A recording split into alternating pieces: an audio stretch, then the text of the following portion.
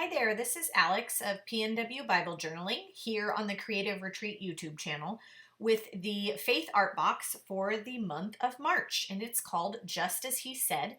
It's written by Haylie Mullins, and it comes with some amazing supplies, including first-time stencils here on Creative Retreat. You see there the leaf pattern that comes with the kit, and then I also have the add-on blossom, and I'm going to be using them for this entry.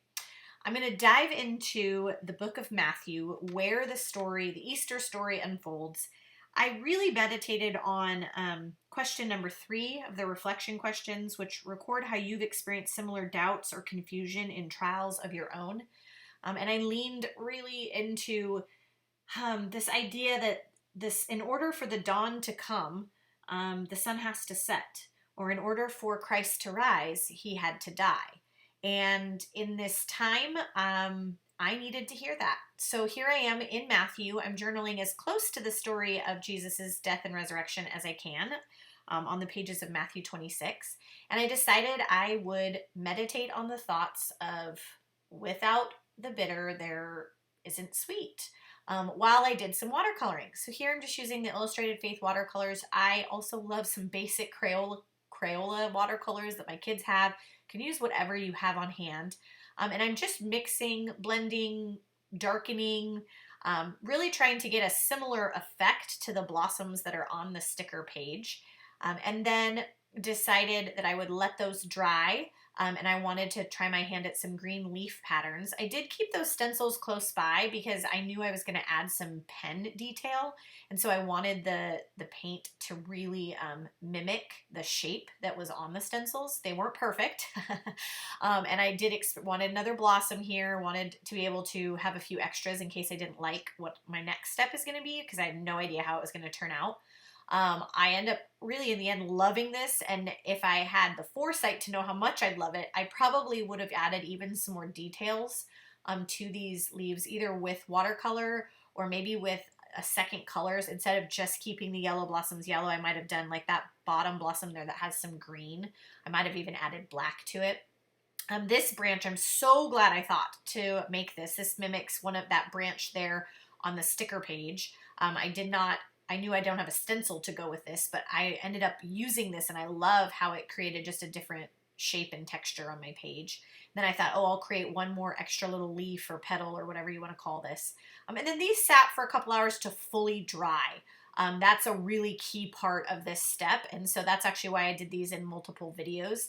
So here they've had several hours to dry. I grabbed my Illustrated Faith. Initially, that top blossom was done with a thick pen, and then I switched to the thinner. I think it's a 0.05 pen, and that was way better for me.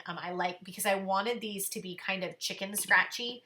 I didn't want them to be exact, so I did use, it's a 0.25 pen.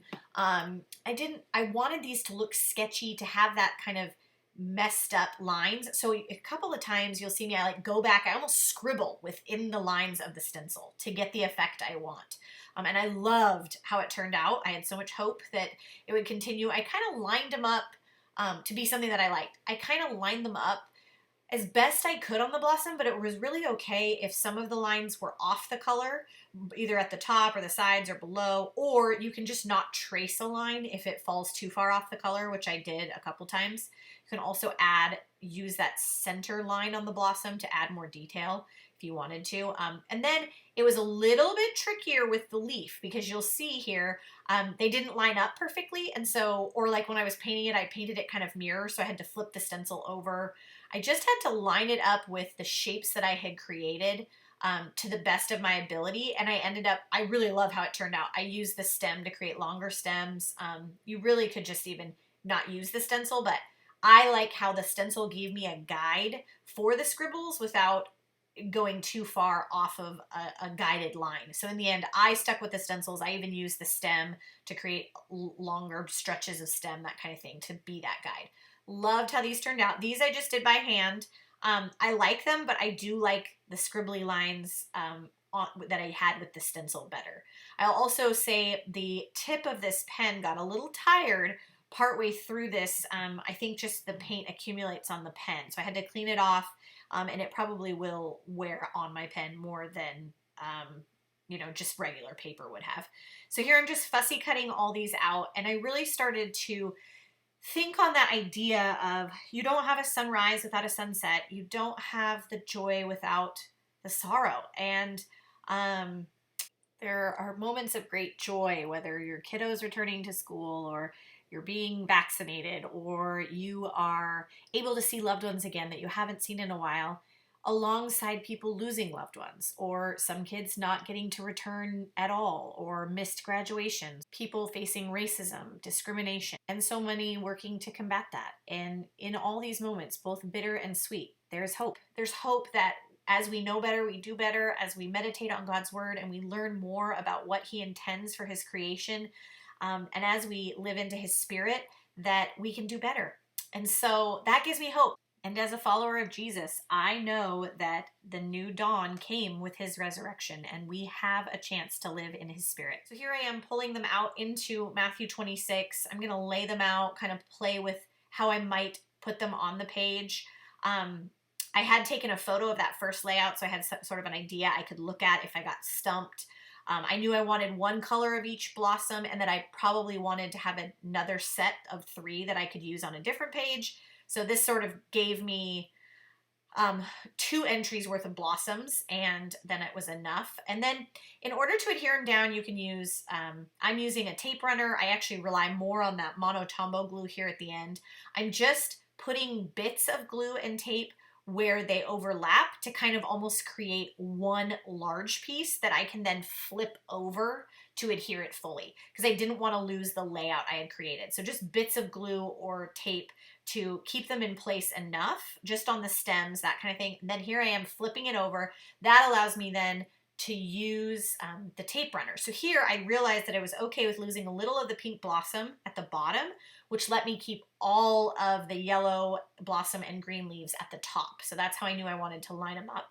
Then I just used the tape runner to get it down. I did not tape to the edges because I wanted it to be sort of ruffly and you to really feel that watercolor effect. So some of the leaves are still sticking up. Here I'm debating the title because I knew I wanted bitter-sweet. I got a little stumped.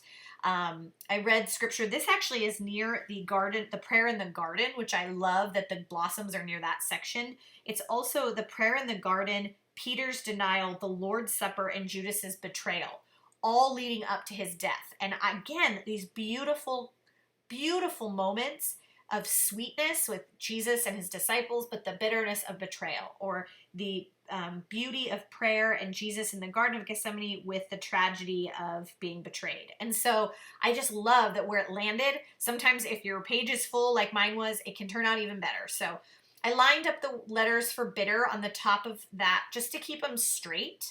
I toyed with doing bitter in blue and sweet in yellow, but I felt like it detracted. I didn't like that, and I wanted bittersweet to kind of be more cohesive than that. So again, I just lined up the letters sweet across the top of my sticker page. That just keeps, I'm not real great at eyeballing it, so that kind of keeps them straighter. These ended up, even with this trick, being a little crooked. So tweezers, I've seen Julie here on the designs team use tweezers to get these down. I might try that next time. I need to get a really fine-tipped pair, I think. And then I used some little alpha stamps that I had just picked up at an end cap at a craft store, and black ink. And those are going to be the filler words with the bitter comes the sweet. So I did that so that bittersweet was cohesive one word, but it also could be broken up as a sentence with the bitter comes the sweet.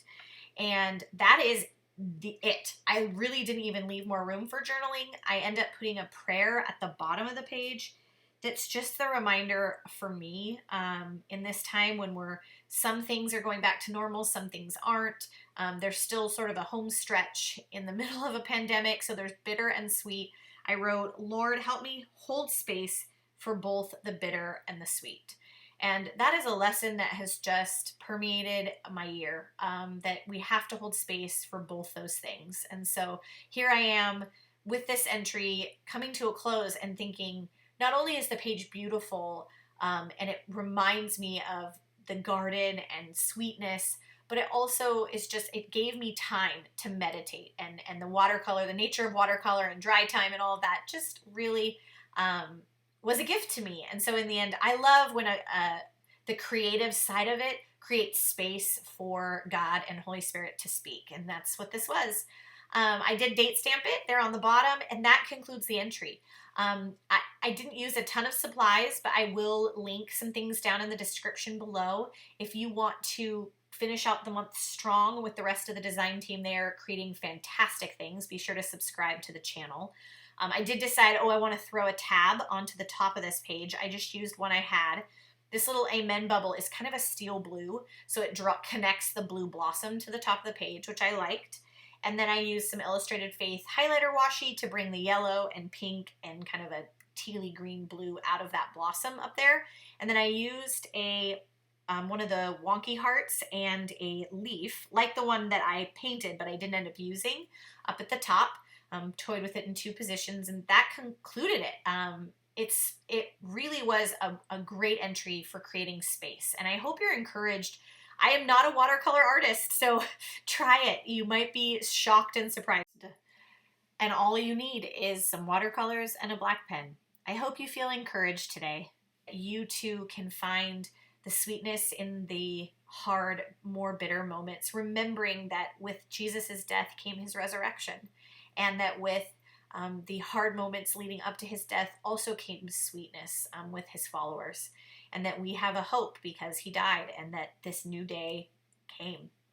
Be blessed, be encouraged, and happy Bible journaling. This is Alex of PNW Bible Journaling here on the Creative Retreat YouTube channel, signing off.